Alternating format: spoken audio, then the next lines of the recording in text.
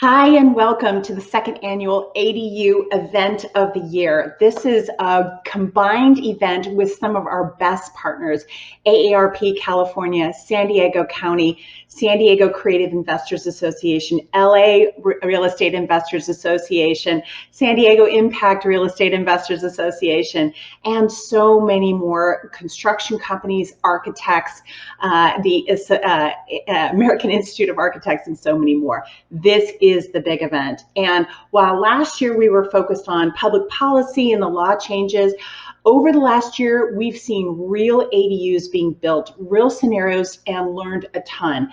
That's what we're going to focus on. And you're going to see this in action and what we've learned as we go. We're going to start with just a quick backup overview from our partner, Bob Pratt at AARP California.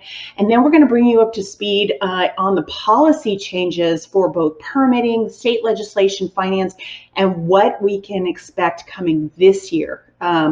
Then we're going to have the awards. You're going to see the best of the best ADUs built up and down the state of California, and you're going to be able to meet those contractors, architects, and manufacturers at the virtual table at the end of this initial portion. After the awards, and you will be voting on it, so get ready to vote, you're going to learn more about how to make this happen. 5 tips for getting started. You're going to learn about the financing options. You're going to learn about movable tiny homes and appraisals. There's a couple other things as well from the County of San Diego to give you insight as to what the permitters are looking for. And then we'll have the awards, and we'll go to virtual tables. This is going to be a fairly short, no more than an hour first part, because where you're going to get your personal answers is at those virtual tables. So don't miss them, and let's get started. While ADUs benefit people of all ages, our surveys show that our 3 million California members are building ADUs because they allow people to age in community by providing a means to live in a separate, more accessible home on their own property. And that is exactly what 80% of older adults want most. Latest survey, 84% of our members said they would definitely consider an ADU as a way to provide easy downsize to a separate, smaller, more accessible home on their own family property.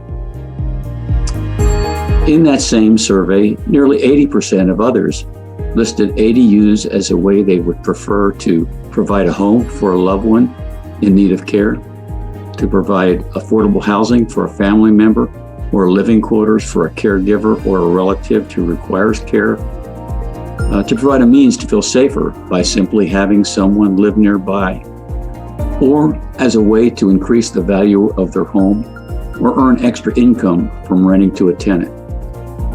AARP has long been an ADU advocate and an active member of the coalition to kind of re-legalize the ADU housing option. What we call ADUs today was for centuries a rather common housing arrangement, as homeowners were free to use their properties to meet changing family needs. Young adults frequently remained on their family property. Additional housing was built to provide mutual support among family groups. And homeowners, often widows, supported themselves by seeking roomers or boarders to get by in retirement. In fact, 2 of my grandparents in my own family did just that. But after World War II, ADUs were often legally banned in favor of a rising trend towards suburban sprawl, with each plot exclusively reserved for one dwelling. In the late 80s, the rapid aging of the U.S. population and the move towards a smaller household size began to boost demand for smaller homes and more compact neighborhoods. This trend has continued, as according to the region's most recent census, we have most households now only have a single occupant, and 75% have no minor children residents at all.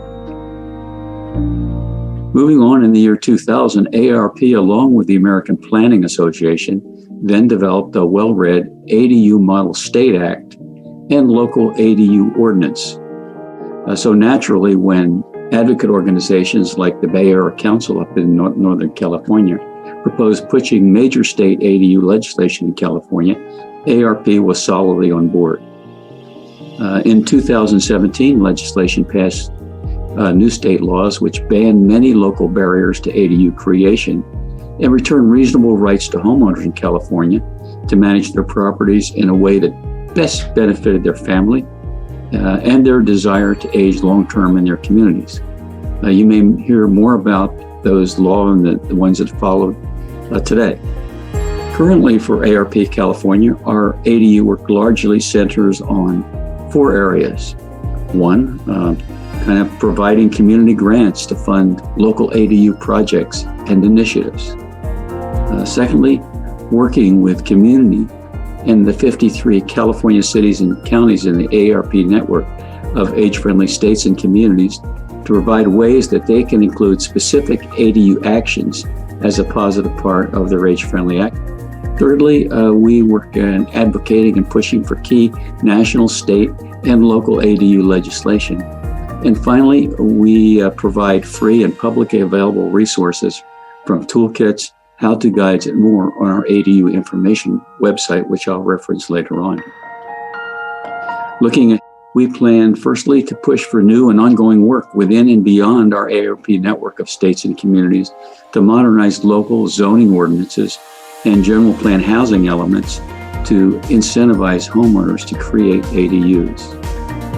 Next, we are supporting homeowners, familiarization and outward sessions like this one to educate homeowners on ADU local regulations and building process and familiarizing them with the help available in their communities.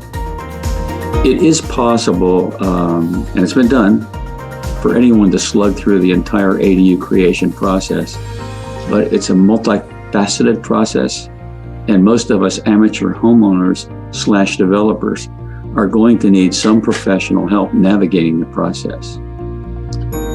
Next, ADUs are expensive on a per-foot basis, and most of the conventional financing tools require a large initial source of capital. Homeowners with this capital have preference, and so we are going to continue to push for innovative lending options to enable lower-income homeowners to create ADUs, like using new funding paths such as renovation loans or public funding in return for deed restrictions like a guaranteed period of low rentability, which is available for some months after the ADU is built. Finally, in view of the aging populations, we will push for innovations to meet a growing need for accessible units. An inaccessible ADU is not much use to an older adult that has to relocate because they can't get a mobility device into their primary house. We want communities to offer incentives like allowing a second ADU on property if one ADU meets simple accessibility standards like zero-step entry, well-placed grab bars, and door handles versus doorknobs. AARP has free to the public resources, including a design catalog, technical drawings, resources about financing and budgeting, and a video library on our ADU help page. So for more info, please feel free to visit arp.org/ADU or arp.org/future of housing.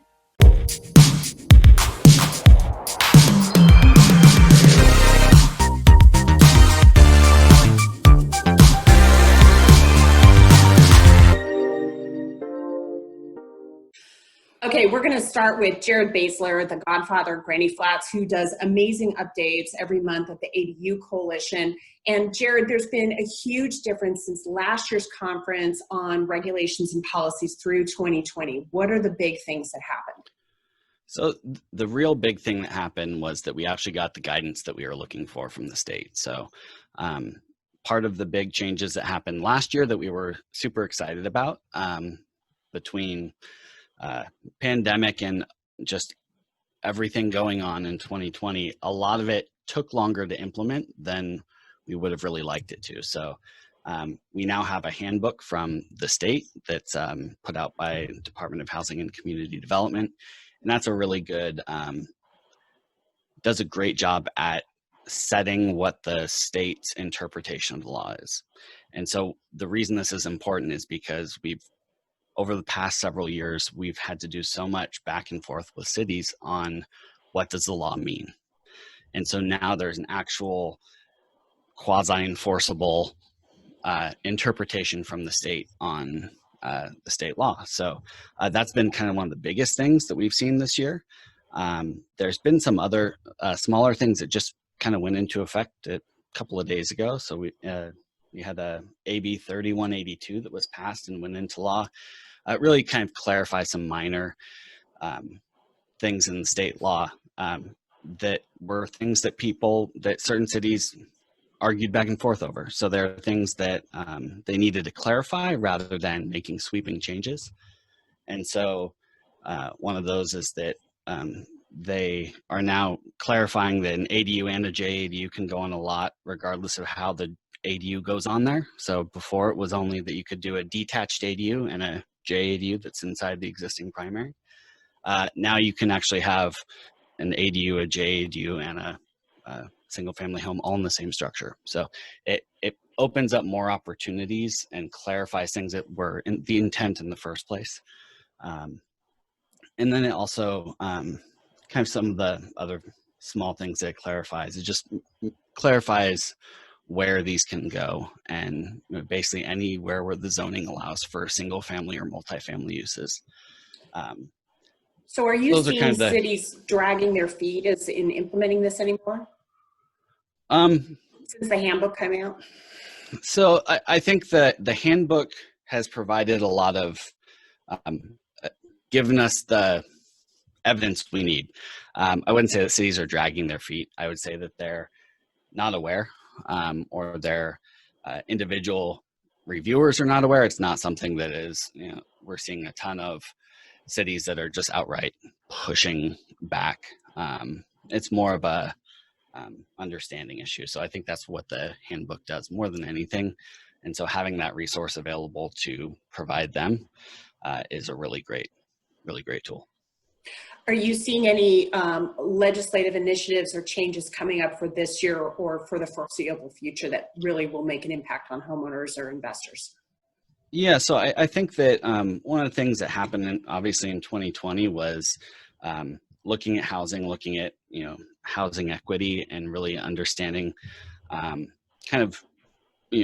there are certainly things that we think are going to be coming on the horizon. I think that there's a lot of focus on kind of rebuilding our economy back to what it was. And so I don't think there's going to be a lot of housing specific or ADU specific legislation coming through this year. But there are certain things that we'll be working on with regulatory bodies and other ways to kind of help improve things, some of those kind of roadblocks that come up along the way. Ultimately, I think, the whole idea is, we removed the zoning hurdle, which was that you can't build this. And by removing that hurdle, we now see the other hurdles that are in the way. So it's a good thing that we're seeing those, and it's even easier now to have something to check those against to make sure that they're things that are within state law or not in state law. So I think that moving forward is continuing to identify those hurdles and remove them where we can. And there is quite a bit of compromise that we have to do on this, because ultimately it's not just I can build whatever I want. We still have to, the building officials, the fire officials still get to, and for good reason, determine the safety and the fire and life safety of the building. So are you seeing turn times go down? I mean, they still have to do the review of the actual site property. It's not like you're seeing we're never going to see over the counter approvals per se. They're still going to do all that stuff, correct? Yeah, well, the way I'll put it is we see more streamlining on the processes that are used to evaluate these projects. There are certain ways that you can speed those up. It's less, I think, about city processes and more about having a good set of drawings. And ultimately, the great set of drawings for the building and ADU itself is half of it, the rest of it's the site. So I mean, there's nothing coming down the pike, and there's no processes that I see that are going to remove the need to understand how this sits on your land, and how it impacts it. Yeah, and that's been a big lesson this year too, with the so-called templated projects. We've learned a lot that they really aren't templates. They have to be adjusted, right, for the specific property. It almost doesn't really count per se. Yeah, I mean, again, the building itself is only half the project. They don't sit in the middle of the air. They still have to connect to water, sewer, utilities, and so there's always going to be reviews that are needed for the actual the site itself. Mm-hmm. And yeah, there may be instances where there's more opportunity to streamline some of those. And I think cities are doing what they can. But there's, it's really a two-sided issue. It's not just that we have a great template design with all the drawings ready to go and go pull your permit. You still need to show the property. We've also seen another major trend this year of cities experimenting with ADU laws and actually increasing, especially those cities where as you know, the state is demanding that to increase overall housing, and cities have quotas per se. So those cities with tougher quotas, like a San Diego, which has really been the ADU Coalition's kind of guinea pig, have really been experimenting with new policies. Talk about that a little bit. Yeah, so there's so many different housing policies that go into effect that that will impact a city's willingness to try new things, and so I think we see a lot of cities that are willing to kind of step out and try some new ideas. I'm actually really glad that we haven't seen everybody just jumping onto a bandwagon, but we actually see that experimentation, because what that really tells me is that we're looking for results. We're not looking for somebody else did it and I'm just going to point at them. We're looking at what's best for my city and what will work in our environment. Absolutely. Cities like not just San Diego, but Pasadena, San Jose, up and down the state. Conversely, whenever I get somebody from certain cities like Chula Vista, oh my gosh, we got an impact fee. Yes, I name names. I just know that you're naming names. It's okay. I did it a couple years ago with Encinitas, and that's fine. Yeah. So it's really important, in terms of if you're an investor or if you're a homeowner, know where you're investing and getting into. One thing that I've seen that's maybe a little frustrating is that the reviews in cities needing to be expedited have led to some interesting problems with timing. So, for instance, the city knows that they have to turn these around in a certain amount of time. It's 60 days, but that's not important now. They know they have to turn around a certain time that they typically don't do it in. And so they want to make sure that they are crossing their T's and dotting their I's. And so what we've seen, National City is one of them. The county is another one. But they are requiring you to have your solar package, your solar drawings, and your solar contractor picked out and ready to go at the same time as your building permit. Wow. And so when we really think about that, it takes, it jumps ahead a few steps, because when we're pulling a permit for ADU, the homeowners then typically taking that and bidding it out to contractors. So we wouldn't necessarily have a contractor in place. And again, when we talk about these policies, we also want to look at the parity in the marketplace. So one of the biggest things when we talk about how that impacts things is it does provide a advantage to certain types of projects. So something that's a design build, or something that's getting run strictly by a contractor, has an advantage in that instance because they already have those relationships and they already have those people picked out. So we want to create parity in the processes and parity in the marketplace. And so those kinds of things are a concern, and they're things that we're looking at how we can fix. Well, I do see it from my perspective. I do think that there's been some real efficiency gain, though, from contractors who specialize in ADUs, because they do know who their solar guy is. They do Yeah. have their subs ready to go. Some of them have even, are basically buying wholesale the products because they know the stuff they need. And I think, and they get their permits through a lot faster than people. Yeah. Well, and what Yeah. I think is the point is that there's a couple of different like standard processes for how we permit projects. Mhm. And so there's a traditional design bid build where the project is competitively bid out, and then there's also design build where it's a firm that's doing all of the work. And so there's what it does is, you know, it shifts the advantage to one side as opposed to it being a fair and open process for everyone. Got it. And so that's kind of where I was getting at. You know, we want to make sure that homeowners are being able to, you know, take advantage of these opportunities. And I think that keeping that parity in the marketplace has been a goal of the ADU Coalition since day one.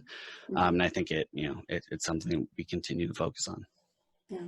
Anything else happening on the permitting and policy side from your perspective? Well, I mean, almost everything's digital now, and that's good and bad because it means that people we're using less paper. We're starting to get some more processes that seem to make sense, but we're also seeing reviewers that aren't in the office, reviewers that are not as engaged with their teams as they were previously. So there's some, potentially education gaps there from reviewer to reviewer. And the other side of that is that when we talk about how these processes are changing, one of the biggest things that we see as a hindrance in almost all jurisdictions now is that they're requiring us to wait to resubmit to individual departments until everything is back. And so when we talk about how long they have to actually work through these projects, they're wasting a lot of their state given time just because they won't let us turn stuff back in. Yeah. We could actually get projects done a lot quicker if we were able to respond back to each department individually. Yeah, that makes a ton of sense. And I think it's, when the process is fully digital, it makes it really hard. You can't have a conversation and work stuff out, get to know you and develop some rapport and partnership with the permit folks. It's just a lot easier to just say no, and there you go. Good. We've seen, conversely, there's been huge updates this year in the finance world as the agencies like Fannie Mae has made tremendous strides. We saw a major research paper by Freddie Mac looking at ADU growth from the MLS perspective. Now, keep in mind, Fannie had not tracked ADUs through their appraisal process. In March, they changed the appraisal form to actually start to track ADUs. Before, it really wasn't very well tracked, but Freddie found a way around it, looking at it from MLS data, and was seeing a 6 to 8% year-over-year growth in ADUs.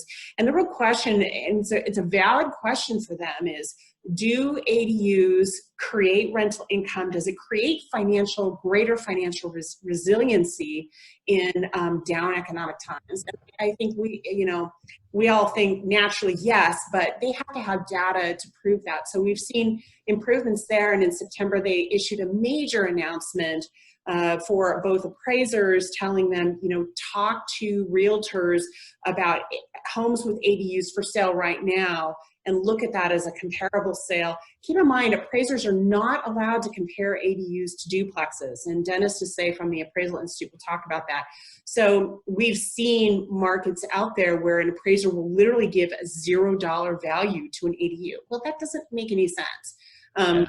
We did it. Loan Depot did a huge partnership with the Appraisal Institute, which I organized, and we've to train, and we have special sub panels of renovation appraisals. And once the appraisals get that training from Dennis and the Appraisal Institute, we see a massive increase in appraisal value and projects getting approved. So that's been a huge difference. The other major difference is that Fannie is now allowing HUD certified homes, i.e. manufactured homes, to be considered for an ADU in a renovation loan. That's a massive change. Previously, only stick-built homes could be considered in construction renovation loans as ADUs.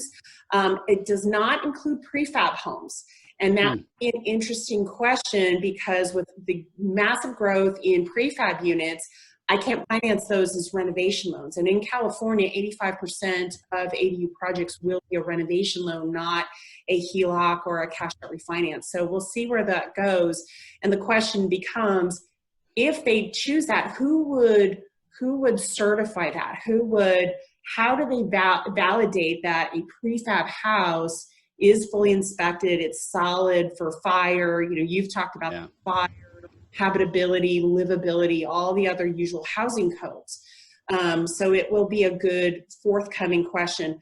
But I think the real excitement in the air is twofold. Look at Fannie Mae considering treating ADUs like a duplex. We're hoping they'll make that final leap to that, so that they can factor in future rental income in qualifying people for it, but also that appraisers can factor in rental income. That would be the absolute game changer, allowing so many more people to be able to qualify for to finance ADUs with no cash out of pocket, essentially. And then, of course, grants from nonprofits and California Financing Authority are considering new grant processes. They've been experimenting this year with different approaches. And I think at our April 24th event coming up, with the ADU Coalition, Tim Sue from CalHAFA will have some really great announcements, I'm hoping, for new grants throughout California for ADU projects. So I'm excited. Great. Meredith, speaking about the kind of changes in the financial space and how they're looking at these units, you mentioned that they are going to be looking at these more like duplexes. And that gets to an interesting question where, you know, it's not going to affect a lot of homeowners, but we have traditional single family financing for 1 to 4 units, and then we have commercial financing for 5+. Is that kind of determination, as looking at it more as duplexes, is that going to help kind of clarify that question so we don't have so much back and forth on that answer? That's a great question, because so I'm hoping we get that clarification. I don't know what their answer is going to be. At the moment, we can only finance up to 4 units and 1 ADU per property.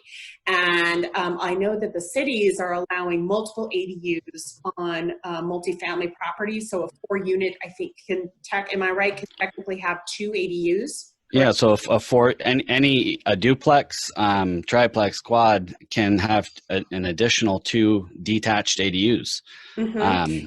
Yeah, I can't finance those. And I have clients who are converting, like they'll have a multifamily condo project, garages, and they'll convert all 4 garages, so 8 units.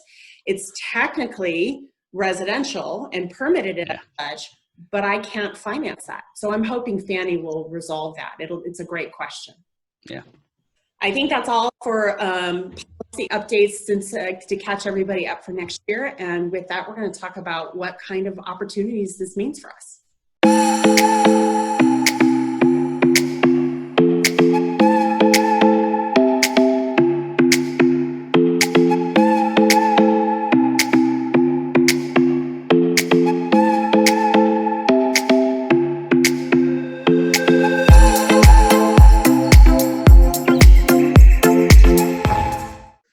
Thanks everyone for joining me for this roundtable event. What a difference last year event to this year. And I just, you guys are the experts out in the field this year. What is the difference since last year, which was more focused on theory and the new law, compared to this year? And what are your biggest takeaways from the new ADU movement? I think for me, the biggest kind of takeaway is how the need that we are seeing in our everyday lives for flexibility on our properties. And so we talk a lot about, ADUs as rental or for family, but the flexibility they give you in times like we're now in this pandemic and needing a place to maybe work from home, away from the kids, away from the dogs, all of those kinds of things. But also just giving you that flexibility to be able to bring a parent home if you need to, and then ultimately be able to rent it out as well. So I think that flexibility is really the kind of big takeaway that we're all seeing in our everyday life, and it's been kind of exaggerated this year, especially. Yeah, I was actually talking to a client right before this, Meredith, who she originally had wanted to build a JADU on her property, and then with COVID and everything, felt like I just don't really want people in my house, and so I'm going to build a standalone unit instead. And she watched how her parents aged and saw the kind of the preparations and the planning that they made. And so she felt like, my short-term goal here is I want to have steady rental income, but then down the road, I have this opportunity for a caregiver. And then if my kids want to move into my main house and I'll live in this ADU, I'm going to design it for that way. So I totally echo what Jared is saying about, the fact that, who would have foreseen what 2020 was going to bring us? I mean, like literally craziness, right? And so the stability that ADUs can bring you, whether it's a recession or a pandemic or, unexpectedly losing a job or having a family member that needs help, it just brings so much support. Well, what we see is that the COVID environment, of course, has really exacerbated the advantages of ADUs. Actually, being institutionalized has taken, rightfully or wrongfully, has really been disadvantaged in people's eyes, as they can't see each other, they can't visit each other, and this has given them an opportunity to still have some independence, independent living support, and still visit, still be serviced by their families, still be close to their families, and still fulfill their families' need. The other thing I've seen that happens lately, which is really, really pleasing, is that this has switched from the granny flat stereotype to a much broader understanding of the tremendous advantages that ADU can be to a family going through various stages of life. They really realized that this was not an imposition, this was not cities being dictated to by the state. It actually is the case where property owners now have a right that they used to have to use their property in a manner which best needs the growing needs of their families. And I've watched that transition and really pleased with it, that as it moves out of its small stereotype that it once had. How about those millennial investors though, Lenska? I know you are seeing this as a huge opportunity in the investment world as well. Oh, you're muted. You're muted.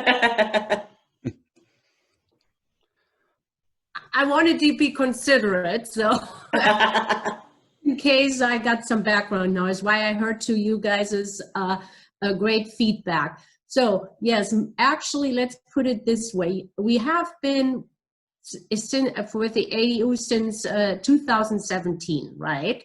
So the investors caught on pretty quickly, where then the laws and the cities and contractors and mortgage companies were still behind. So I think we all sped up is the right word, to a point now where obviously in a market with, let's call it, no inventory, it is really beneficial for the homeowners to make that extra income, right? But for the millennials, if you are able to get into a home and you find one and have that extra income to offset whether the mortgage, it's great. But from a real estate point, from the real estate industry also finally caught up, and ADUs is the latest buzzword, any listing. But, I have seen that picture where you have this big house with a little shed underneath and it says ADU potential. So not everything that a real estate broker advertises as an ADU potential is truly a potential. And that's why I appreciate you guys putting that forum together so people get educated, unless they have really an agent or somebody that can guide them. I totally agree. But what's equally important that I've seen is a real opportunity for first-time investors and homeowners, as millennials have families and so on. Where else can you create a real estate investment with 3% down and basically turn a single family unit into a triplex with incredible rental potential that builds a financial foundation for the rest of your life? To me, that more than anything, because it's hard to buy duplexes sometimes. It's hard to buy 4 units right off the bat. And it gives you a real opportunity. But so moving forward, what opportunities are you seeing right now in the market? You talked about the switch, Lenska, that what realtors are advertising. What is everybody seeing right now? So what we see right now is actually builders that are first of all building new construction, considering or having floor plans that have an ADU already, usually more like a junior ADU, that's for sure. I have seen very few that actually do build with the detached ADU. So that one I've seen, and then I have seen practically an mail campaign to any homeowners that have a huge lot and still have that 925.5 square foot house. So I think this is the opportunity right there to build or to find these lots. And there are very hotspot areas in San Diego County who have that opportunity. So that's what I see. Plus, no doubt the garage conversion gets the Oscar of all ADUs. You can kind of look at a lot of data to see like what are the growth trends and the potential here for ADUs. And I think, we are in the early adoption phase of this. Like people are just getting their toes wet. Cities are just starting to get familiar with it. We've had 7 big legislative bills passed in the last couple of years. I mean, if you think about how the speed of government moves, like that's incredible, right? And then I think the other thing that really can't be stressed enough here is that the interest rates are so rock bottom. I mean, there was never a cheaper time to borrow money for projects like this. And so I think all of that is just fueling the fire, and the fact that we have this huge affordability crisis. I mean, if people want to look at where's a good place to invest, I think you're going to be hard pressed to find something better than real estate and ADUs in California right now. Yeah, investing in your own backyard. I mean, where else can you buy a house for $200,000, $250,000? It just doesn't exist. No, it doesn't. And you mentioned the housing crisis. So I don't want to say we have a demographics crisis, but if we're looking even further ahead, and I agree with you, Caitlin, that we're just, start to begin to really benefit from the whole ADU laws is, we have 10,000 people turn 65 every year. Even so, 65 is the new 45, but in that regard, it is even better to have these ADUs where people actually can live independently, but maybe have a daughter or son that's nearby, or within 100 feet or 200 feet. So I think I'm going to jump ahead to your next question. What excites me more, that I think for the first time we're actually thinking forward, even so we don't know we're thinking forward. Mm-hmm. Yeah. Go ahead, Jared. Oh, I was just going to kind of piggyback off of jumping into that next question about like what excites us. I see a lot of the like legislative and regulatory things coming down the pike, and it's been a lot of fun to kind of see how some innovative programs are coming together. And I know this is, focused statewide, but we've got some exciting things happening in San Diego. And I'm going to tell everybody more about that at the Casita Coalition webinar on the 29th. But yeah, there's so much that is like that we're trying to move forward. There's not as much push to keep bad policies in place anymore. So I see a lot of really good momentum on the regulatory side. And then just, you know, we finally have, we waited all year for it, but we finally have that guidance from HCD, and that really helps kind of solidify the state's opinion, because what we've always had is difficulty with individual jurisdictions having different interpretations. So it really helps to have that guidance finally out there. I think for me, looking forward, what am I excited about? I'm excited that all these homeowners now have had all the regulatory barriers stripped away. They've had all the kind of BS stripped away, these extra fees, these extra timelines. Like, the process is becoming so much, you know, it's still not easy, but so much less kind of complicated than it had been before.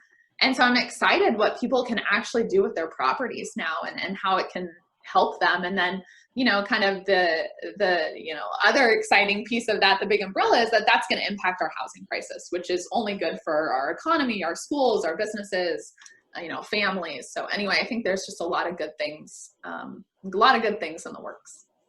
So, yeah, I echo that. I'm really excited. We started our lives, our married lives, in an ADU.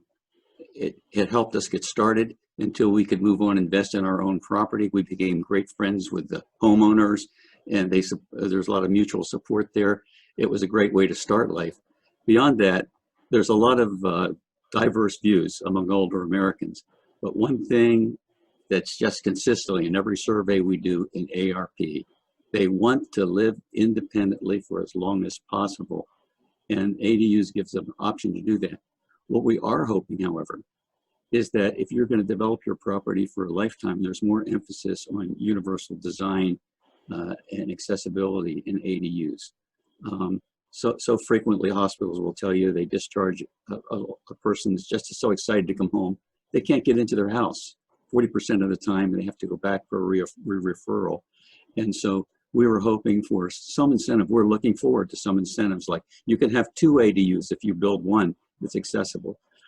Some incentives that give investors and property owners incentives to build more accessible ADUs, so the properties are good for a lifetime. You know, that is one of the exciting things that I'm seeing this year and moving into next year. We've seen so much VC investment we talked about into prefabs and some other things, but I think overall we're seeing a tremendous movement to templatize to the extent that you can, like within each contractor, each designer, in the same way that you walk into a Lennar Homes or KB Homes, you have 4 options and you have 4 looks, or however they call them. And including that age-in-place design is a great movement, and I think we're going to see that improve. And then also, you know, a decrease in costs as builders figure out what they're doing, and especially builders that are exclusively focused on ADUs. I'm seeing costs come down as they make their processes more efficient. They start to, you know, get wholesale on, you know, lumber and things like that. So I'm seeing costs come down. What I'm really excited about next year is the financing finally catching up. An article just came out that San Diego has the least amount of buildable lots. So we practically, if you own a piece of property right now, all the power to you to make that worthwhile, either way, financially. And Caitlin, you're right, that will probably push our home prices up. And I think for investors is to note, and you touched on that, Meredith, right now, the appraisal guidelines, let's say, are at a certain point where we don't give a lot of value to rental and nothing. So you actually have some built-in appreciation for later on once the law and more financing is actually catching up. As you know, in real estate, it's location terms, right? So buy up everything you can. Well, that's why we're going to have Dennis to say from the Appraisal Institute on later, because that's important to understand those tough appraisal guidelines. So we re-legalized ADUs in the main and made an administrative process and did a lot of work, but there's still death by 1,000 cuts in many communities. And gradually, as attitudes change, I mean, this is the bright thing, those cuts are going away. And I guess I defer to others if that's true, but we sense that at least, and we're really, really excited that that's happening, because it was a useless to block this anyway, because it's becoming very, very popular. Yeah, it's really gotten a lot easier to document those cuts, and especially with some of the new processes with the state, it really makes it so that there's less cities that are putting up roadblocks because there's more at stake for them. So that's only going to continue to improve with time. But yeah, like I said, there's things that happen on individual projects, and they always will. They never said they were making it easy. They said they were making it simpler, and that's what they've done. So it's still a process that has a lot of moving pieces, but we've got the biggest hurdles out of the way. So, Jared, can we look forward to reduced turn times on permits this year? I think we're going to see cities trying to fall in line more with the state's requirements there, because this is one of the things that we talk about with individual homeowners, but it bears mentioning here is that even though it says that they have 60 days to approve, a deemed approved by the state in reality doesn't get you much. It does a lot of good to put them on notice that they're on the clock, but what it doesn't do as much as we would like it to, because they still have to come out and inspect it. So if they're being told that their approval doesn't matter and that the deemed approved by the state is all that matters, they're not going to want to come out and inspect it. So it puts us in kind of an awkward spot when we bring up those discussions with cities. But I think with coming out of 2020 and normalizing some of these new processes, we're going to see those times come down. So again, individual cities may vary, but across the board, we're seeing that push still happening for cities to get faster. Yeah, and I've seen that as a misconception with a number of our clients at Maximal too, where people think 60 days means you guaranteed to get that permit, but sometimes if you push back on the city, it can cause other complications. So we'd be happy to talk to people in our expo table about it too, if people have regulatory questions or city permit questions. There's no one more knowledgeable about that than Jared. So. Now, I'm between a rock and a hard beat, right? So people always ask me, why don't we have more inventory, right? So actually, one of the reasons we don't have a lot of inventory is that actually once the investors have a rental property and then they can increase their ROI, they're damned to put that house on the market. And since the ADUs are not quite falling under that rent control, law and stuff, and on the other hand, also homeowners now are able to offset the mortgage and they're building wealth and the low interest rates, so they're not going to put their houses on the market. So we have, a lot of restricted inventory. But the one final takeaway from me is that get your financing in order early, because Yes. there's great rates out there. But really the first thing, when we talk about what you can actually do on your lot, it really comes down to how much money you have to put into it. And so having a clear view of that number allows someone like Maximal to really help you dial that down more. And when we don't have that clear view, we can talk in more generalities, but it's really hard to get you focused on a plan if we don't know what's available. So, and the risk of running out of money on a project, I mean, I see people hem and egg it, and to the point that I really can't loan on the project, and it is a disaster. So that has been a huge lesson this year for sure. I think that that we have learned exactly that. We try to make as many resources available as we can on our web pages. Many do to help. We have an experts association we partner with to get that advice. And I've heard one case that, in detail, of a wonderful lady in San Diego who gutted through the entire process by herself.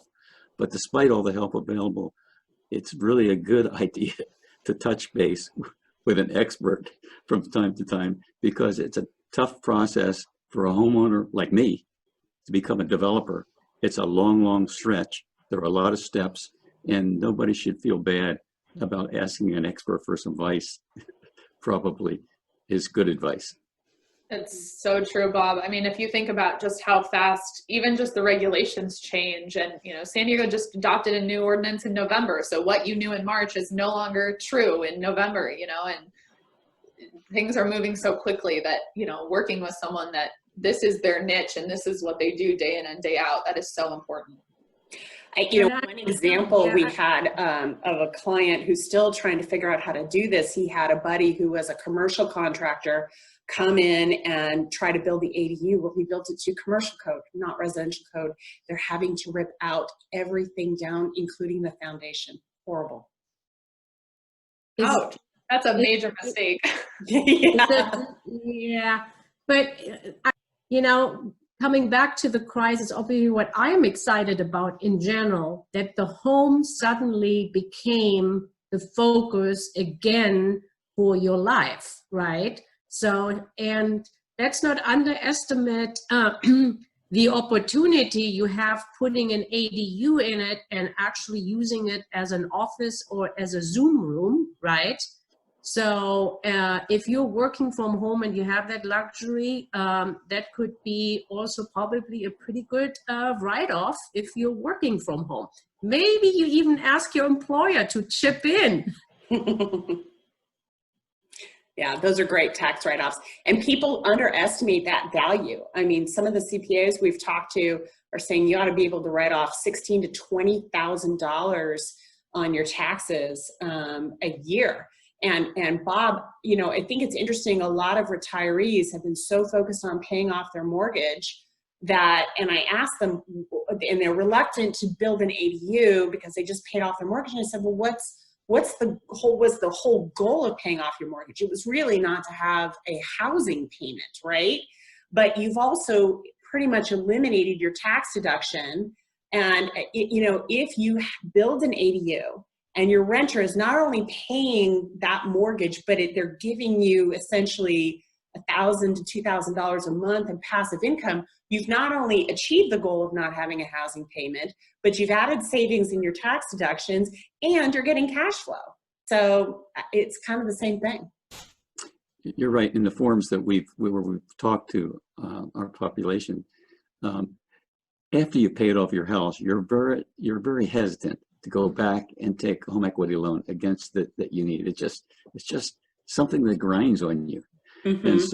And so to hear you talk about new products where you can take a loan against prospective rent, where you can do use clever renovation upgrades, mm-hmm. It's going to be, because no matter how you put it, there's some sort of mental problem that all of us have with what we just paid off a car or a house, taking a loan against it, even though it may make sense. I think that's a great lesson this year, is that building an ADU requires mental flexibility, because there's going to be obstacles, and it requires collaboration among people who've done this before, because there's going to be glitches. And I think that's the most important message I try to give to my clients. This is not a regular mortgage. This is not a regular purchase, home purchase. I mean, it's a different deal. Yeah, but if you, for example, just speaking of retirement, right? So if you have this big, and a lot of, talk is about the big mansions, and you are putting a junior ADU in, and then you live in the main house, rent out the junior ADU, and then once you whether travel or, you know, you want to have a place stay to call home. So you move into the junior ADU and then rent out the big house, and boom, there is your whole vacation paid for. I'm looking forward to retire, but I think I won't be, because I am having too much fun helping people actually achieve also their financial freedom through investment, through home ownership, through, you know, really owning real estate. What Lenska said is true. In the surveys we've done, the intake, when we've had these great sessions like this, about 1/3 plan to live eventually in the ADU and rent the front unit, and 1/3 plan to live in the front unit and rent the ADU, and about another third are going to use the ADU to bring their family together in some help arrangement. And so I don't know how true that is. It's just off the cuff when we ask for surveys when they come in the door, but it really backs up what Lenska's saying. Okay, Bob, are you telling me I should hang up my real estate license? There will no homes being sold? Do it. Build your ADU and go into the rental business. Thanks, guys. I appreciate it. We're going to get on with the awards, and you're going to see the best of the best designs, prefab modular manufactured homes, and actual stick-built homes. Here we go.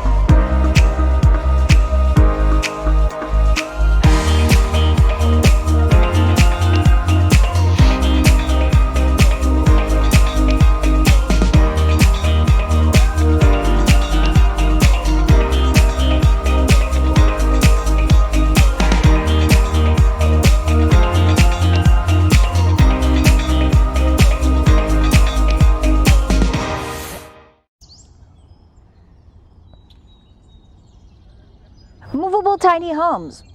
What are they? Are they legal in California? Are they legal in San Diego? Can you put them in your backyard? What other places can you legally put a movable tiny home? I'm Jenny Crane, longtime advocate of not just ADUs, but movable tiny homes. Come take a journey with us on January 23rd with our tiny but mighty team of long-term housing advocates who've been fighting the good fight to make this an affordable housing solution. What an exciting time it is here in the state of California for movable tiny homes. Various jurisdictions have been legalizing them, and one of those jurisdictions is the city of San Diego. And with the legalization of movable tiny homes, it's opened the floodgates for the design and creation of various movable tiny home options. We will have a variety of topics that we'll be featuring. Some of those topics include movable tiny home designs and floor plans. We'll discuss the benefits of choosing a movable tiny home for your backyard versus a permanent tiny home, or AKA ADU. We'll go over the associated costs. We will go over the details and clue you in to the tiny-friendly jurisdictions out there throughout California and right here in America's finest city, San Diego. We'll show you just how the units hook up to your electricity or your septic or sewer, just like an ADU.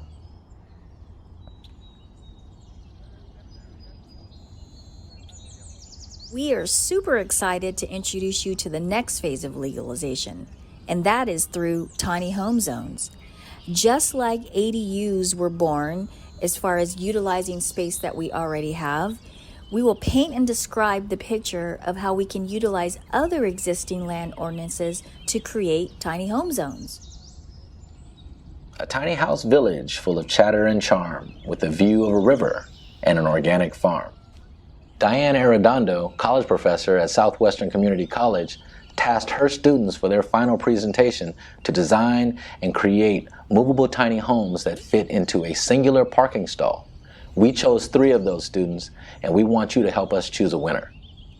In addition, we have a number of contractors who have built ANSI-approved movable tiny homes, and we would like for you to help us select a winner from those.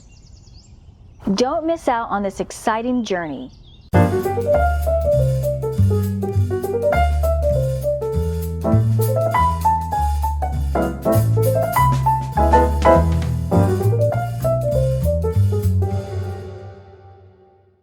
Hi everyone, welcome to an amazing event today. I'm really excited to share with you 5 steps to your dream ADU. Plus I've got some special tools and bonuses for you guys at the end. So let's jump into it. Okay, so at Maxable, we've helped a lot of homeowners with ADU projects. And so after having talked to literally thousands of homeowners that want to do this, we've noticed that people tend to kind of trip up and get confused in the same specific spots.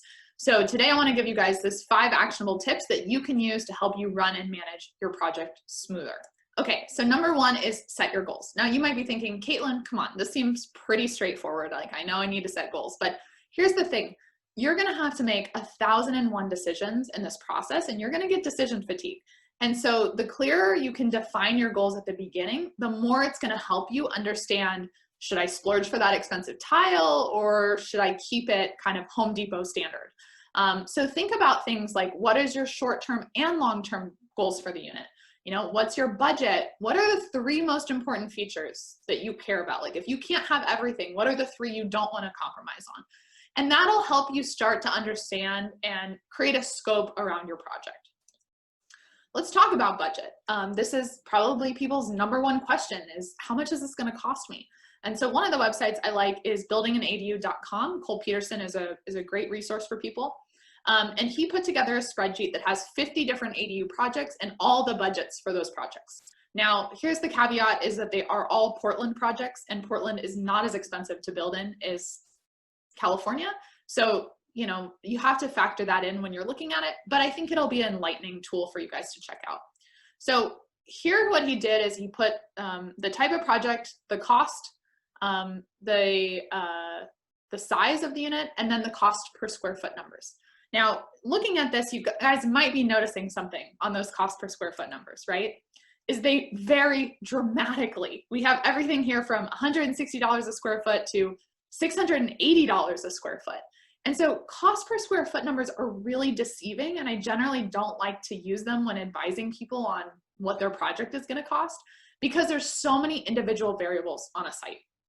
And so one of the things to think about is, well, what are the variables that make my project more expensive? What are the variables that make my project less expensive? And then how can I balance some of those things out? So I'm not going to go through this whole list because we don't have a ton of time, but there are a few things you can really do to leverage and make your project less expensive. And I think the biggest thing on this entire list is value engineering. As a design firm at Maxable, we care a lot about making sure that what we're designing is very cost effective to build.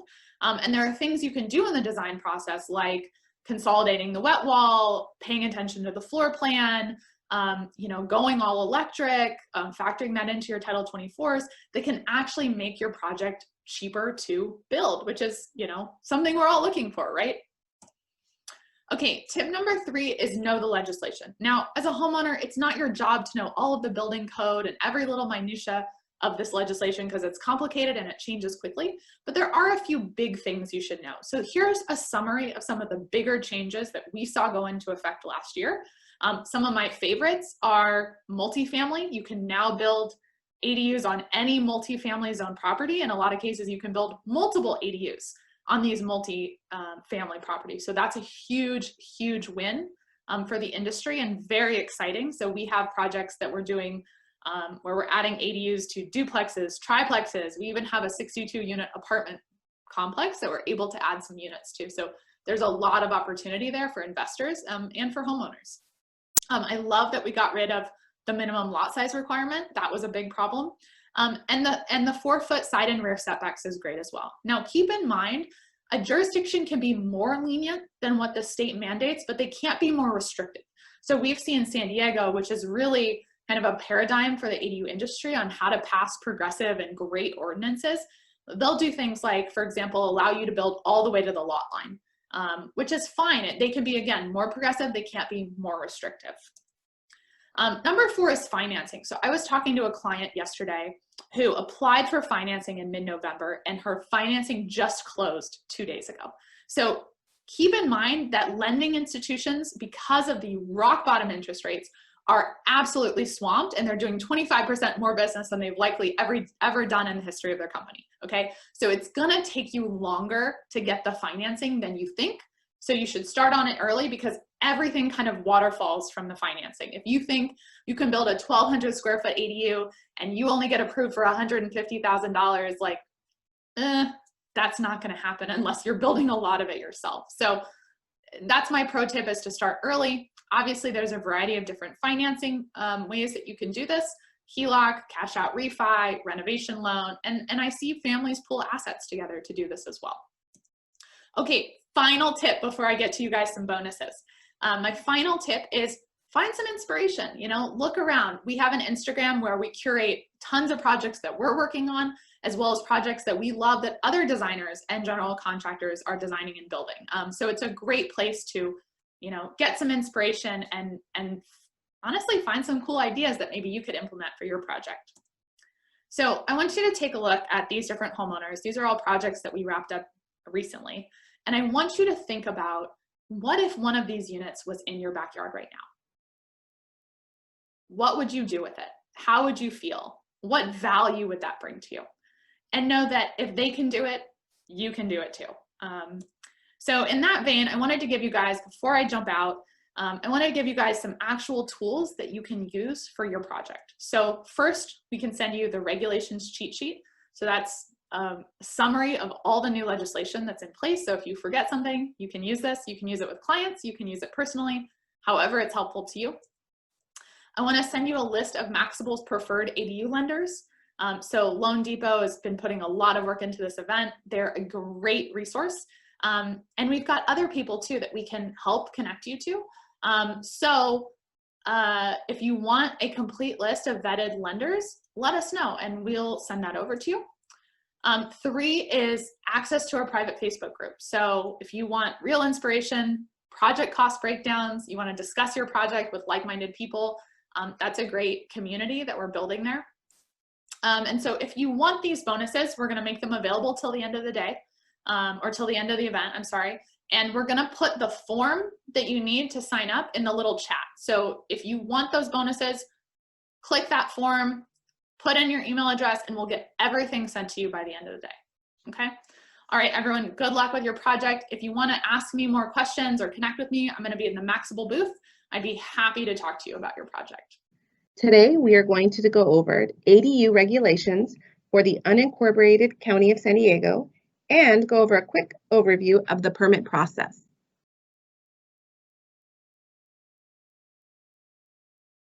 An ADU attached to a primary dwelling may be up to 50% the size of the single-family residence, up to a maximum of 1,200 square feet. A detached ADU can be up to 1,200 square feet, regardless the size of the primary residence. All detached and attached ADUs must meet the front and exterior side yard setback, but can be 4 feet from side and rear yard setbacks. 1 parking space is required for ADUs, except if public transportation is available within a half a mile of the ADU. If establishment of the ADU involves a garage conversion, replacement of off-street parking for the single-family dwelling does not need to be provided. No other rooms, additions, or uses can be attached to a detached ADU except a garage or carport.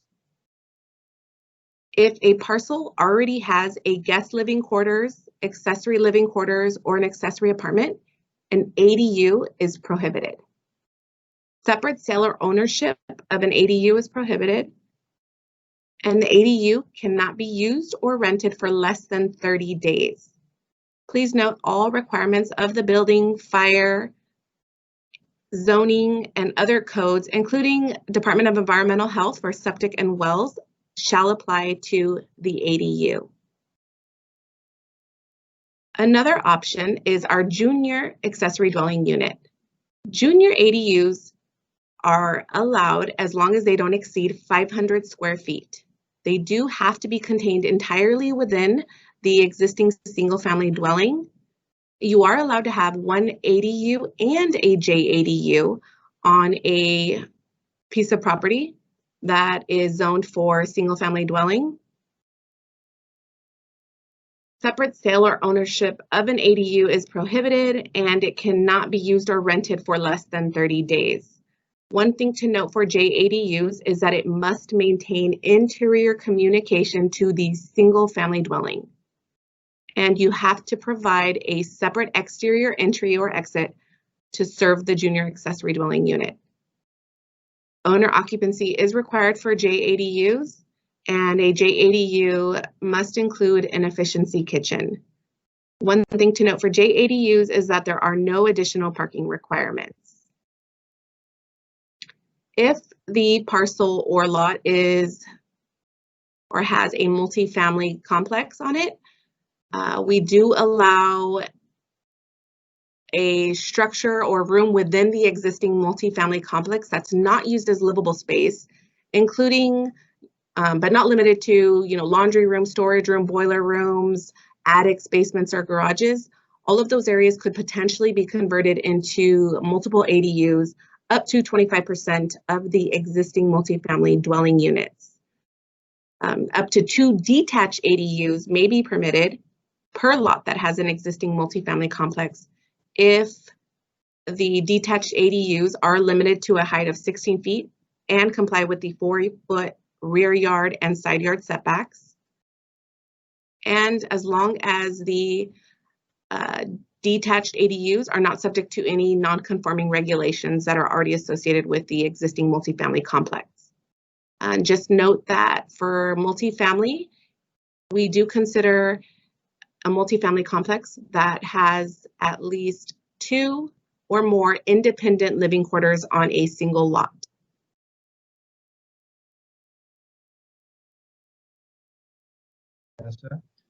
So I'm now going to talk briefly about the permitting process. And for some people, this can be daunting. And so many people would like to hire a design team to help process permit. Others are maybe like do-it-yourselfers who want to cut costs or just know what the process entails. So different decisions there early on. The first point is to know your jurisdiction. The county is made up of 18 different cities, but specific to our department, we cover the unincorporated areas of the county. This includes areas like Lakeside, Humboldt, Ramona, Fallbrook, and Spring Valley. And it's important that the same codes are followed with all these different jurisdictions, but sometimes there's some difference in interpretation, or there's local amendments that are specific to these different jurisdictions. I also want to mention that we can help you before you begin this process. This isn't meant to replace your design team, but we can help and provide guidance along the way. And this can be in person as circumstances allow with COVID, over the phone or through email. One aspect of the permitting process is what we call plan check. And this is basically the process of getting your plans approved. This includes a planner check for compliance for zoning regulations, such as where can it be located and how high. It also includes a building review for checking compliance with the building codes. This has answers questions like, is the structure safe? Is it energy efficient? And one thing with ADUs is that this plan review process has been expedited for direction from the Board of Supervisors. It's been expedited and those fees are waived. We'll touch on that a little bit more later, but the review is quicker on ADUs. Another aspect of the plan check is the fire review. And some of the questions for the fire review is to consider is, does the building require sprinklers? Is there access to the site? In addition to plan check, there's also some site work that has to be considered. This includes grading, which is soil to provide access to a building, or maybe creating a building pad. There's also connecting to a municipal sewer or connecting to a septic system. Sometimes the septic system may need to be modified to accommodate an ADU. And with stormwater, it's protecting against rain runoff during construction and also not creating issues after construction. Another aspect of the permitting process are some of these fees.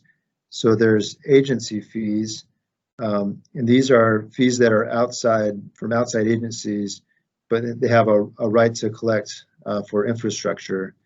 This includes like water, sewer, and school districts, where they have their own requirements, but as a ADU is being processed, we require their sign off and their concurrence. Another fee is impact fees. These are fees that the county collects for county maintained infrastructure, and this includes roads, parks, storm drainage. But the nice thing about this is, per Board of Supervisor direction, these fees are also currently being waived. And another aspect of permitting overview is the building construction. So after plan check and fees are paid, the permit is issued, and this permit can be done as an owner builder or through a licensed contractor. And just like plan review, do-it-yourselfers may want to cut costs or may want to gain the experience. So owner builder is a more hands-on experience, but certainly there's some advantage of doing it as hiring a contractor. And additionally, as an owner builder, you may be required to secure workers' comp coverage. And kind of the last aspect of the permitting overview is building inspection. And this is done by a county inspector at various phases of construction. And the purpose of this is to check for compliance to the plans and to the codes, such as structural, electrical, plumbing, mechanical, and site work. And after the final inspection, you're granted the occupancy of the building and are able to occupy it. So as I mentioned, there is a fee waiver that's been introduced, and this is for all new ADUs with an existing single-family dwelling on the lot. And this fee waiver includes the permit fees, which is the plan check, permit fees and septic, and also the impact fees, traffic, park, and drainage. And this is in a 5-year trial period, ending in January of 2024. But this fee waiver program does not include agency fees such as sewer, school, water, and fire. And in addition to the fee waiver program, we've also been directed to prepare plans for the public to use. These plans, they range in size from 600 square feet to 1,200 square feet. As of now, there's a total of 6 floor plans. These plans are not complete. They still require a site-specific plot plan, a stormwater plan, and energy compliance forms, as well as trust calculations. And also these plans don't include other permits depending on the site, such as grading and septic. But the use of these plans are where they can be downloaded in PDF format from our website, in small or large formats. They're designed with large restrooms with an optional roll-in shower. There's a CAD version, which is a computer-aided drafting. This is available on our website, and this is okay to be modified. So if you can either use these plans as is, or you can make modifications. And another side benefit of these plans is they can just be used simply as a guide in preparing your own custom plans. And to help you in the use of our plans on our website, we've provided a checklist and also a guidance form. And so this kind of walks you through some of the steps that are needed to help bring these plans to a full, complete set. Because again, these plans aren't complete, but and you can use them as is, modify them, or use them as a sample. But just one point of clarification, that all ADU plan checks are expedited, regardless if you use our plan or not. And the fee waiver applies to all qualifying ADUs, not just our plans. So again, you have a lot of options there. But hopefully this has answered some of the questions that you may have had with the County of San Diego and the unincorporated areas of the county. We have our contact information here on this slide. And again, we look forward to helping you and assisting you. Thank you very much.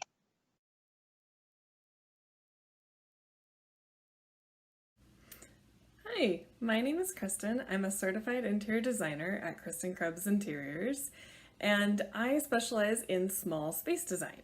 So clients work with me because space is very limited and every detail matters. So I wanted to give you 5 quick design tips on what you should consider when you're working on an ADU. So first you want to consider your cabinets. You're definitely going to need a lot of storage, but you also want to make sure that the storage functions really well. So your stove door doesn't run into your cabinets when you need to open it. There's nothing blocking any of your other cabinetry, whether it be a door or a drawer.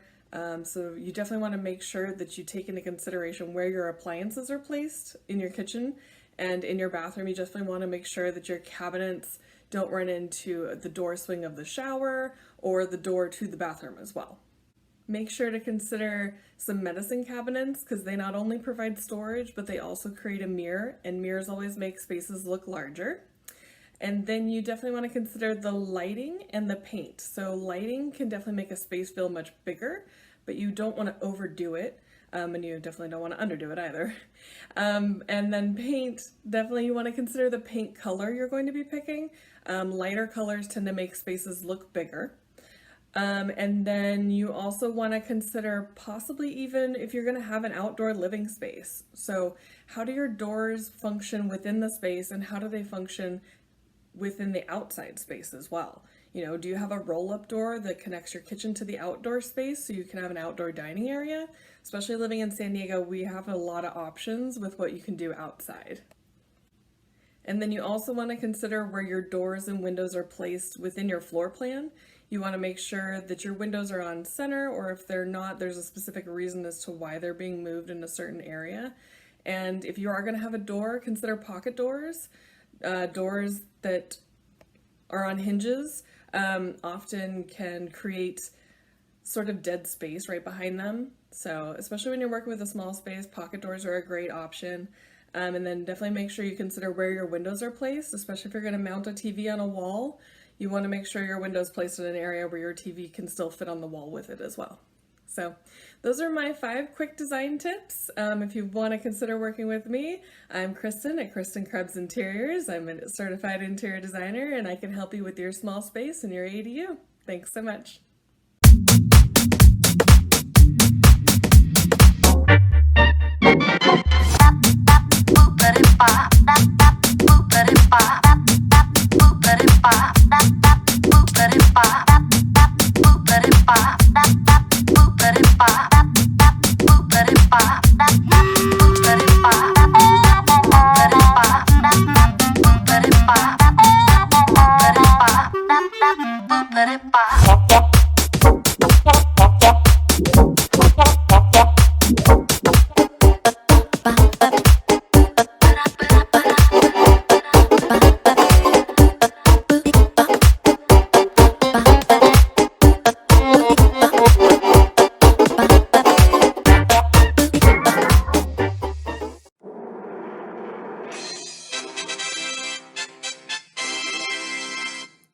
Welcome 2021 and to our event Making ADUs Penciled, sponsored by Lenska Realty and SDCIA.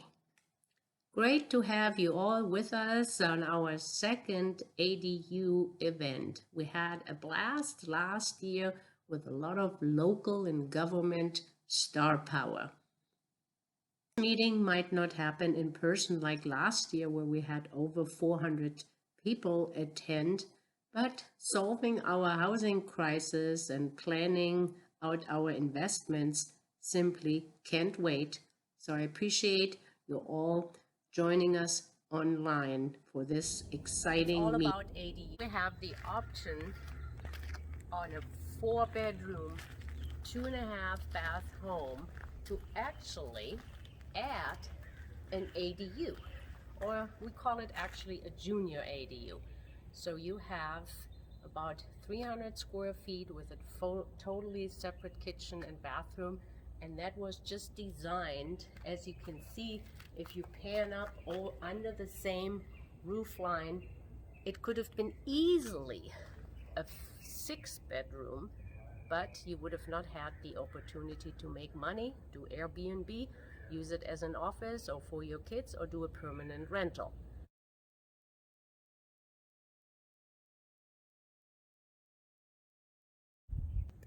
And I know you want to see the inside. There's a lot of 2x4s, so you need a lot of imagination. So this will be a beautiful entry door, which gives you or gets you right into the studio space.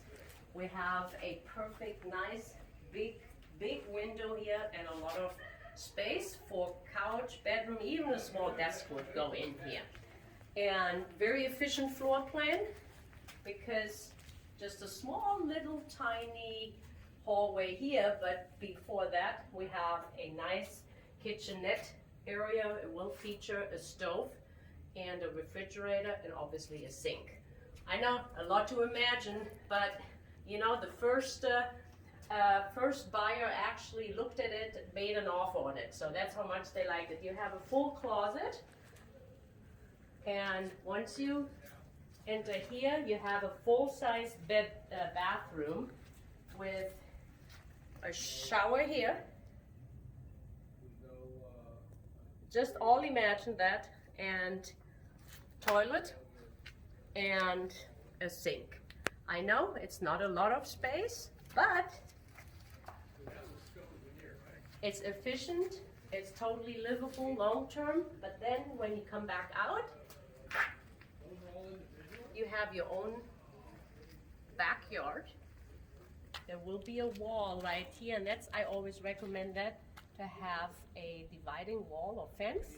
And then you have all this little outdoor area, and you also have your own parking area. And what privacy do you have? There will be a fence in the background. So this was well thought through, and will be one of a stunner. And I hope you stay tuned, because I will give you the episode 2 where everything is finished.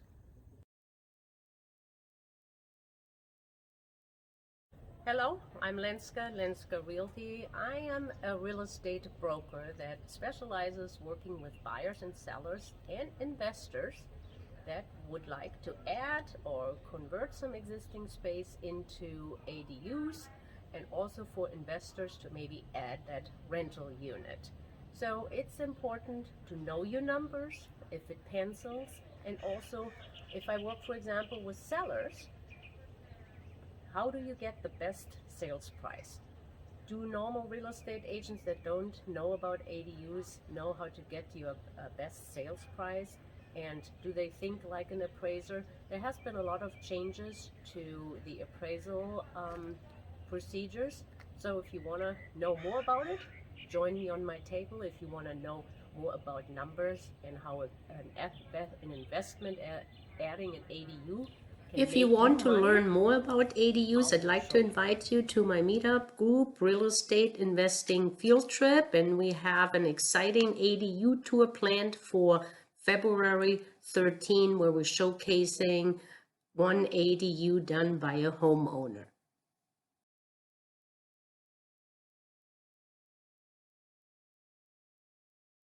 Hey, this is Meredith Stowers of the Stowers Rogers Mortgage Team, and this is my handsome husband, who is your loan officer and the brains behind the operation. Let me tell you about what we're seeing out there in the ADU space. The first question is, what on earth do ADUs cost? Well, I am no contractor, that's for sure, but I do see bids come across my desk. And, you know, a typical garage conversion, which can be up to $100,000, it's really not $500, but about $442 per month when you finance it. And the $200,000 ADU, which is pretty average, particularly in Southern California, a little higher as you go up north or higher end, but that's actually about $884 per month, not $1,000, but that's including taxes and insurance. And the rents are so much higher. So in a sense, you're getting at minimum 200% month over month cash return. What a great investment. I would love the stock market to provide me a 200% cash return. So how do you finance these? Well, of course, you could use cash, but personally, I'd rather keep my investments elsewhere and finance everything. Keep in mind that mortgage financing is tax deductible. And according to the CPAs we talked to, that can add $16,000 to $20,000 in your pocket, or about $300 extra per month. So you could also take a look at a home equity loan, especially for people who have refinanced recently. Yeah, you can, but A, you have to have the equity. Most home equity loans only go up to 80% future value, and they're higher rate and not tax deductible. They're really not built for longer term loans and construction. So your ultimate option, if you have the equity, is to cash out. And this gives you a sense of where cash out rates are. The question is do you have enough equity to cash out? Keep in mind, we can only cash out up to 80% loan to value. So in this example, you're really not, you may think you have a lot of equity, but in this case, it's not nearly enough to pay for that detached ADU. And again, you don't really want to bring in cash to close to do the project.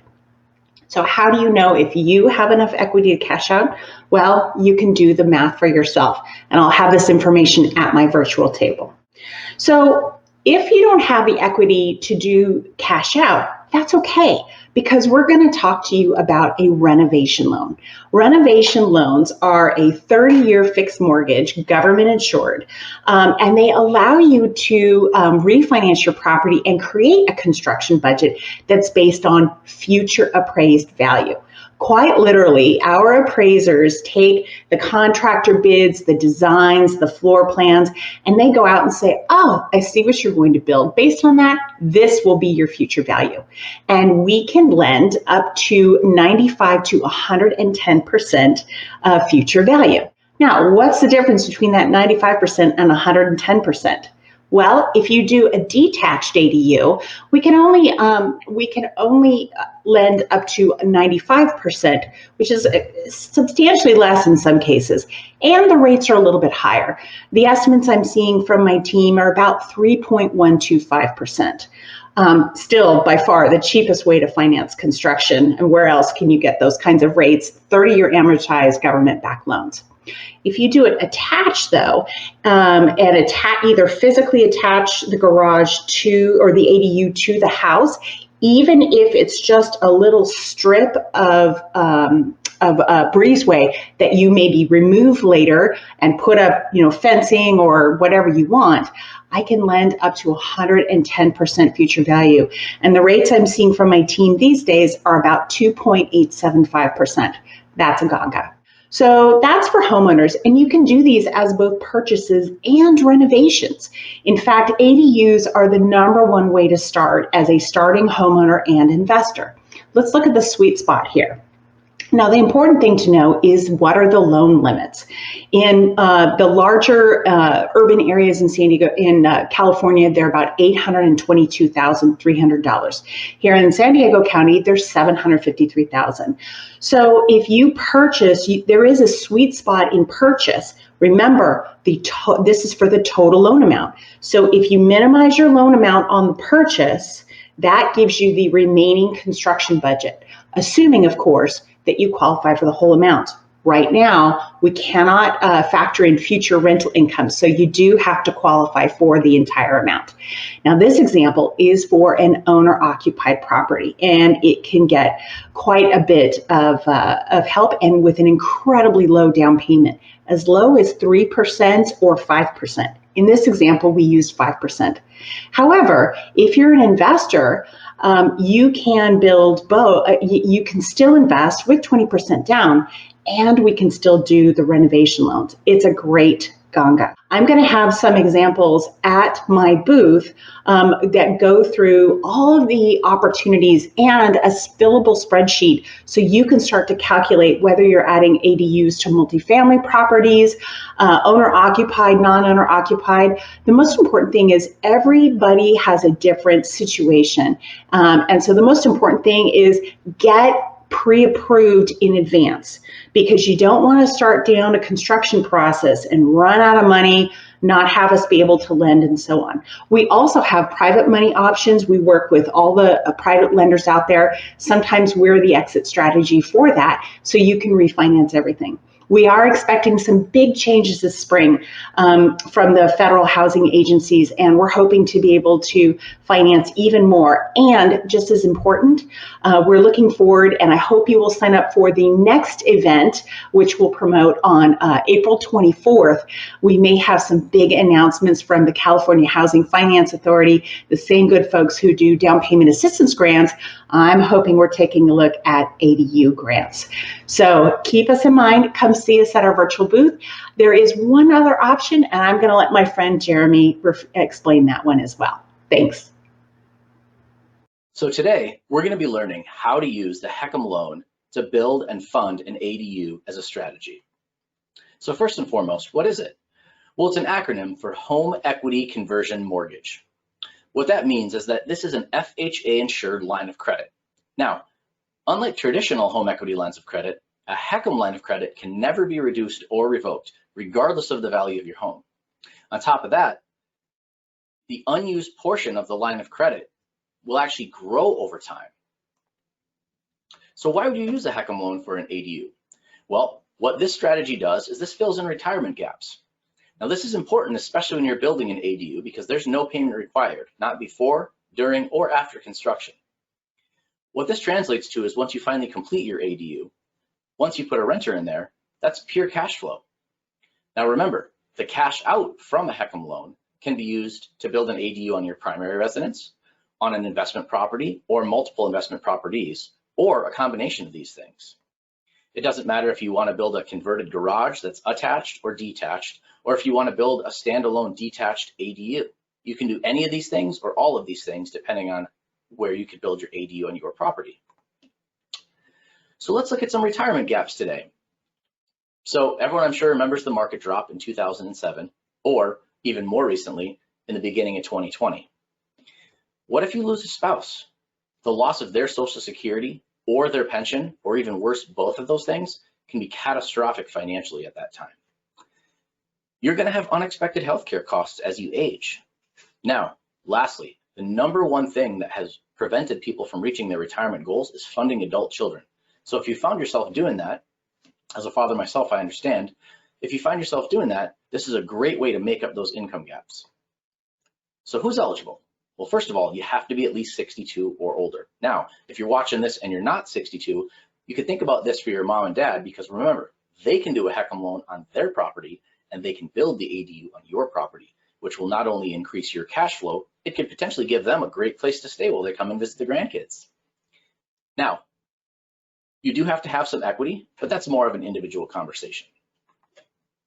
So here's an example of using the ADU and a line of credit as a strategy. So let's assume you've got a paid off house. Now keep in mind, there is still a strong possibility of being able to do this even if you have a mortgage, but that's another conversation as well.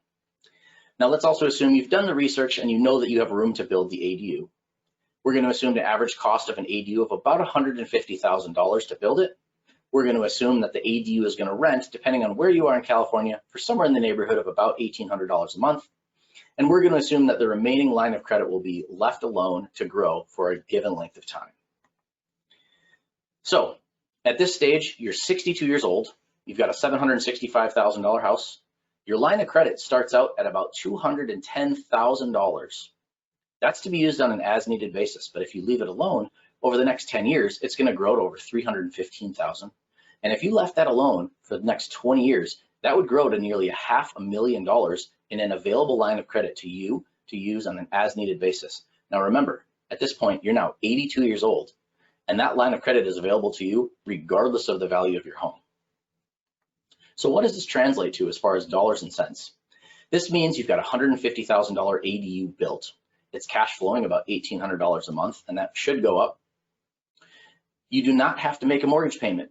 That means you have positive cash flow the whole time.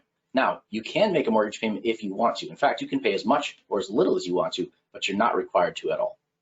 You've got a line of credit over $200,000 that could potentially reach nearly $500,000. So in closing, the HECM loan, use it to build an ADU for cash flow during retirement. Set up the line of credit as early as possible and allow it to grow for as long as possible. You have flexible payment options, and this loan is non-recourse, meaning you can never owe more on your home than it's worth. And what that does is provide security for you, your heirs, and your spouse. So if you have more questions or you'd like more information on how to use the HECM loan to build and fund an ADU, give us a call at 866-407-4247 or visit us on our website at www.goldenaf, that's A as in Apple, F as in Frank.com, and visit us on our Contact Us page. Thanks for joining us today, folks. So ADUs are being developed. There is demand out there. The problem is that lenders and appraisers are catching up. The market is leading this activity. Lenders and appraisers are catching up to that activity. So we have some challenges. Lenders and appraisers have some challenges. And I'll talk very briefly about what the lending process is. I'll talk very briefly about what the appraisal process is. And then I'll add some suggestions. And really, I'm asking for help from agents, from homeowners, from investors that are out there, how you can help the appraiser in the appraisal process if you're financing a property with an ADU. First things first, the two biggest, they're not direct lenders, but they buy the loans from lenders, are Fannie Mae and Freddie Mac. They're your so-called conforming loans. And they have specific guidelines which many lenders follow because they all sell their loans to Fannie or Freddie. So one of the guidelines for Fannie and Freddie are, when it comes to single family homes, they will only loan if the single family home has one ADU. That's critical because in California, there's the potential to have two ADUs. In California, you can have an ADU and you can have what's called a JADU or junior ADU. So Fannie, Freddie, if you have two ADUs, they won't loan on that. They will only loan on one ADU with a single family. I have to add that there is some very technical and nuanced instructions there. And it is possible to have something permitted as a JADU, but not count as an ADU for lending purposes. But it's very technical. That's part of the appraisal course, not part of this course. But a subtext, sub-message in here is, when you get financing, please ask your lender to ensure that the appraiser is trained in valuing ADUs, because there are wrinkles, it is new, and the regulations have changed. So if you have a single family, you got one ADU, you're in good shape. It's loanable. If you have two ADUs, you might have a problem. Consider that. If you're an investor, if you own a 2 to 4, twoplex, threeplex, fourplex, Fannie and Freddie won't loan if you have an ADU, if you add an ADU on that. Keep that in mind. There's other ways to finance that. You can go commercial banks. Banks I work for will finance those all day. You just can't get a Fannie or Freddie loan right now. Keep this in mind also. If you have a fourplex, or possibly if you have a threeplex, and you build 5 total units, say you can get 2 ADUs, so it becomes 5 or more units, you no longer have what we call a residential property. You've moved into the commercial space. You have an apartment building, a multifamily property.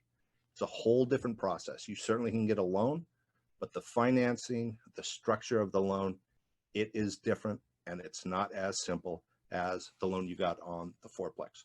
So keep that in mind. When appraisers go out and value the property, ideally what we're looking for is a comparable with an ADU. Because this trend is so new, these homes haven't sold. There might be a number of homes with ADUs in your neighborhood. Nobody sold them yet. They just build it. They're not about ready to sell it after I've just spent $150,000, $200,000 bucks building the thing. So they're there, but they haven't sold. Fannie, Freddie wants sales. So any sale activity that you know doesn't even have to be similar to your house anymore.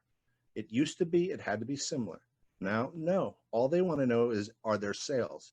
So if you have a 2,000 square foot house and you heard around the corner there's a 3,300 square foot house with an ADU that's sold, write that information down and give it to the appraiser.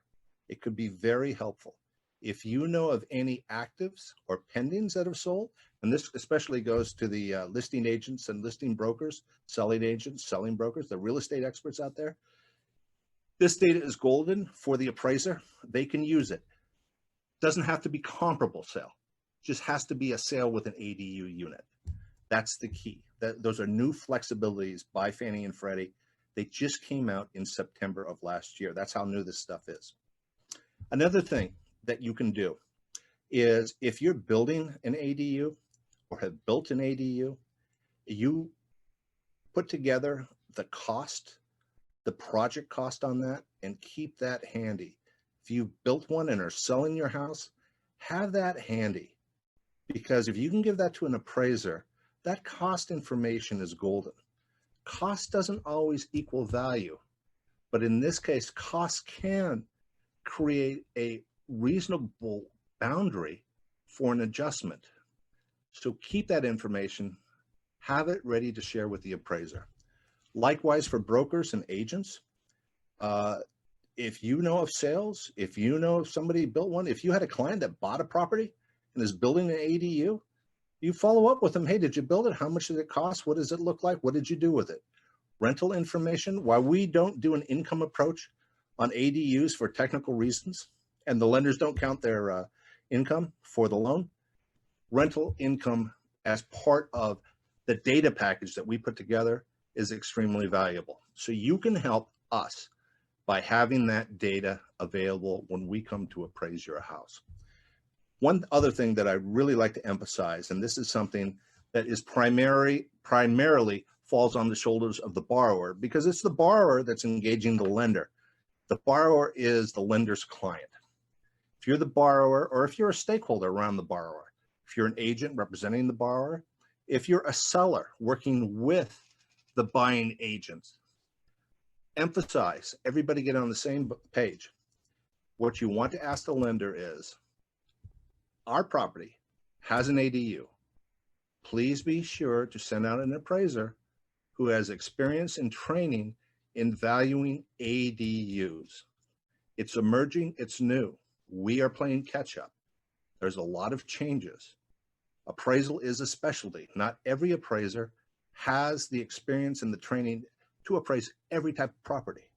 So I will be available for questions on any of these topics, or we can go as deep as you want, as detailed as you want, as technical as you want, et cetera, et cetera.